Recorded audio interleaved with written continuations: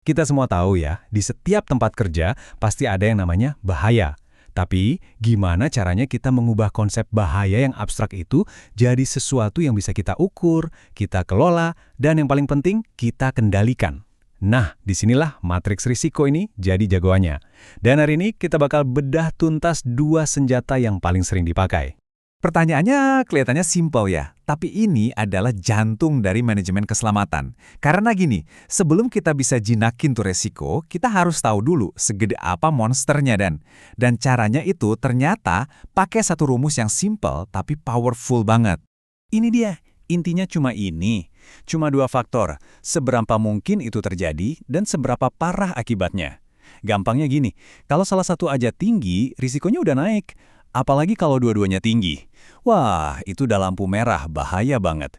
Konsep super simple ini nih yang jadi fondasi dari semua matriks yang akan kita bedah.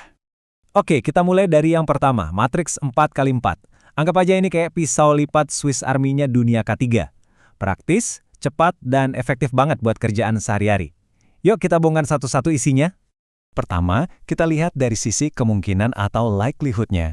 Di matriks 4x4 ini, pilihannya cuma 4. Kita tinggal tanya aja, ini kejadiannya langka banget atau kayaknya hampir pasti bakal kejadian deh cepat atau lambat. 4 level ini ngasih kita kerangka yang jelas dan gampang banget dimengerti. Nah, pasangannya adalah keparahan atau severity. Lagi-lagi, ada 4 level. Skalanya mulai dari yang cuma bikin lecet dikit, yang nggak perlu istirahat kerja, sampai yang amit-amit bisa menyebabkan kematian atau kerugian finansial yang bikin perusahaan goyang. Simple dan to the point. Sekarang, bagian serunya. Kalau dua sumbu tadi kita gabungin, jadilah matriks ini. Sebuah grid dengan 16 kotak. Tapi lihat deh, yang paling penting itu warnanya. Ini bukan hiasan loh, ini adalah perintah. Hijau artinya lanjut, aman. Kuning, hati-hati. Perlu ada pengaman tambahan. Oranye, ini udah harus gerak cepat, butuh tindakan segera. Dan merah, udah, stop. Semua kerjaan berhenti sekarang juga, sampai risikonya diberesin. Jelas banget kan? Jadi kapan sih kita paling pas pakai matriks 4x4 ini? Ya pas banget buat operasi harian, buat kaltul stok pagi-pagi, atau di perusahaan yang sistem keselamatannya baru mulai dibangun.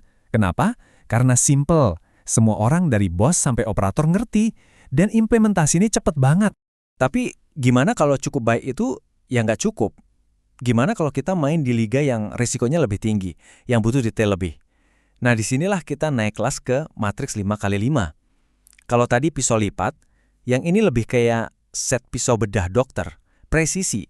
Bedanya kelihatan langsung di sumbu kemungkinan. Di sini ada satu level tambahan di tengah-tengah, yaitu mungkin terjadi atau possible. Nah, satu level ekstra ini penting banget loh. Ini memberikan nuansa yang lebih halus antara kecil kemungkinan dan mungkin. Ini bikin penilaian kita jadi lebih tajam. Sama juga nih di sisi keparahan. Sekarang ada level paling bawah, tidak signifikan. Ini gunanya buat apa?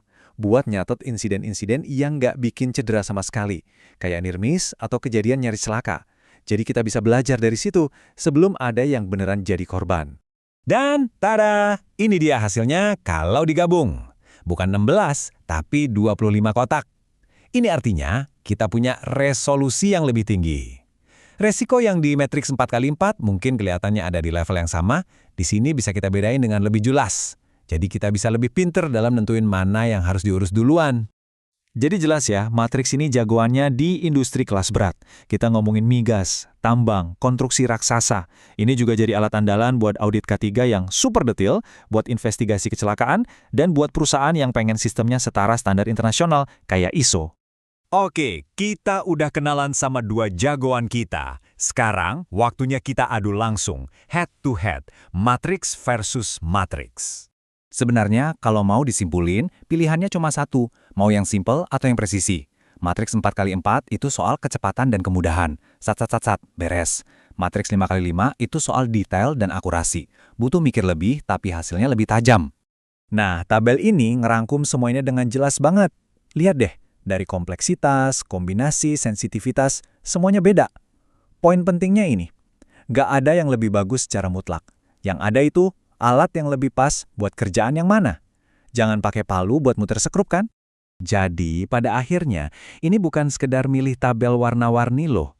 Pilihan antara 4x4 dan 5x5 itu sebenarnya cerminan dari sesuatu yang jauh lebih dalam tentang budaya keselamatan dan kedewasaan sistem manajemen di perusahaan Anda. Dengerin deh kutipan dari seorang auditor K3 ini. Dalam banget. Matriks 4x4 sering menandakan pola pikir kepatuhan. Maksudnya, ya sekedar gugurin kewajiban aja. Matriks 5x5 menunjukkan komitmen pada pemikiran berbasis risiko dan perbaikan berkelanjutan. Nah, ini beda. Ini nunjukin kalau perusahaannya proaktif, mikirin risiko, dan mau terus jadi lebih baik. Keren kan? Nah, sekarang bola saya lempar lagi ke Anda. Setelah lihat semua perbandingan ini, coba pikirin deh, matriks mana yang sebenarnya dibutuhin sama tempat kerja Anda? Apakah yang sekarang udah cukup? Atau jangan-jangan udah waktunya buat naik kelas?